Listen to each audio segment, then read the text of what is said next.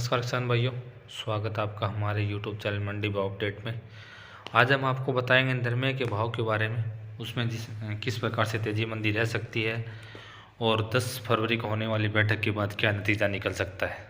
उससे पहले आप हमारे चैनल पर नए हैं तो चैनल को ज़रूर सब्सक्राइब करें और वीडियो को शेयर करना ना भूलें। केंद्रीय कपड़ा मंत्रालय की 10 फरवरी को होने वाली बैठक कॉटन से संबंधित है और उस बैठक से पहले नरमे और कपास के भाव में ज़बरदस्त दबाव देखने को मिल रहा है। बात करें फिर शुक्रवार के भाव की, शुक्रवार को लगभग 11,000 के करीब भाव थे, फिर वापस शनिवार को 10,800 रुपये उच्चतम रही। उसके बाद सोमवार को फिर वापस गिरावट आई और आज मंगलवार को फिर वापस गिरावट आई है। लेकिन सोमवार को हरियाणा की मंडियों में थोड़ी सी बढ़ोतरी देखी गई थी, 10,000 के भाव करीब पहुंच चुके थे और एक दो मंडियों में पहले से ही बने हुए हैं, लेकिन हल्का आवक का दबाव भी बढ़ता हुआ दिखाई दे रहा है। लेकिन जैसे जैसे थोड़ी सी आवक बढ़ रही है, भाव बढ़ रहे हैं, उसके कारण थोड़ी सी आवक भी बढ़ी है।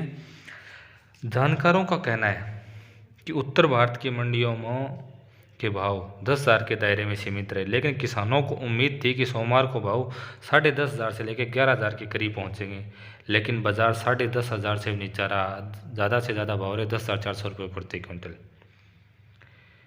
और नरमा 10,000 के स्तर पर स्थिर दिखाई दिया है। अगर देश की प्रमुख एग्रो कमोडिटी एजेंसी है उनकी माने तो गुजरात और महाराष्ट्र का कारोबार लगभग स्थिर बना हुआ है व आवक में मामूली सुधार है। यहाँ भाव 1600 से लेकर 2050 के बीच बना हुआ है और 29 mm रुई ए ग्रेड है, उसके भाव 57,800 पर दिखाई दे रहे हैं।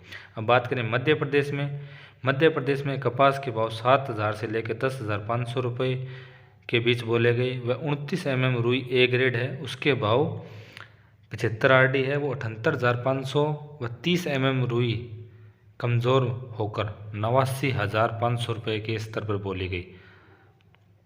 अब बात करें अलवर खैरथल बहरोड लाइन पर भी आवक कमज़ोर बनी हुई है और यहाँ भाव 28.5 mm जो रुई है उसके 71,000 से लेकर 72,100 रुपये तक बोले गए हैं।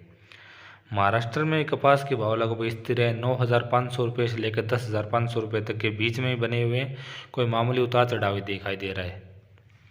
और यहाँ पे 30 mm रुई है, अधिकतम 81,000 रुपये बोली जा रही है।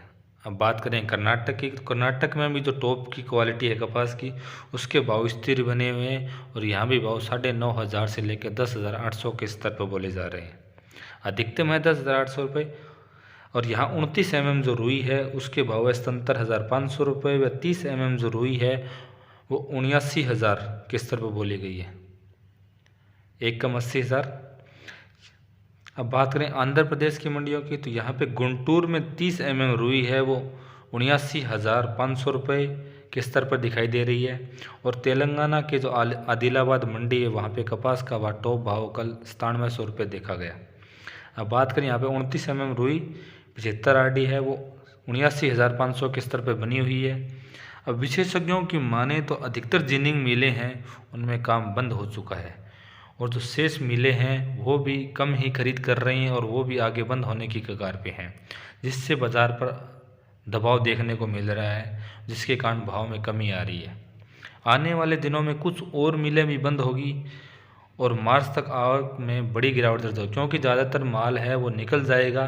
भारत में उत्पादन 360 गांठ की आवक की उम्मीद कर रहे थे, लेकिन 290 से 300 गांठों की आवक दिखाई दे रही है अभी तक फिलहाल, जिसके कारण उत्पादन कम के कारण और मार्च में हो सकता है लगभग आवक बहुत ही कम हो जाए, जिसके कारण कॉटन में तेज़ी का माहौल फिर बन सकता है। तो किसान भाई समय अपने विवेक से निर्णय लें कि अगर आप मार्च तक रुक सकते हैं तो आपको बड़ी तेज़ी देखने को मिल सकती है। और ज़्यादा जानकारी है वो हम आपको 10 तारीख के बाद देंगे कि कपड़ा मंत्रालय की बैठक के बाद क्या फैसला होता है, आयात पे बढ़ोतरी होती है या आयात पे कोई शुल्क लगता है, जिसके कारण कपास की कीमतों में तेज़ी और मंदी देखने को मिल सकती है। हो सकता है कि कपड़ा मिलों के दबाव में कपड़ा मंत्रालय फैसला भी ले सकता है, जिसके कारण आयात पर शुल्क भी ले सकता है और जिसके कारण कपास के भाव में कमी भी देखी जा सकती है। अगर कपड़ा मंत्रालय फैसला नहीं लेता है आयात पे शुल्क लगाने का तो उस कारण आपको तेज़ी भी देखने को मिल सकती है।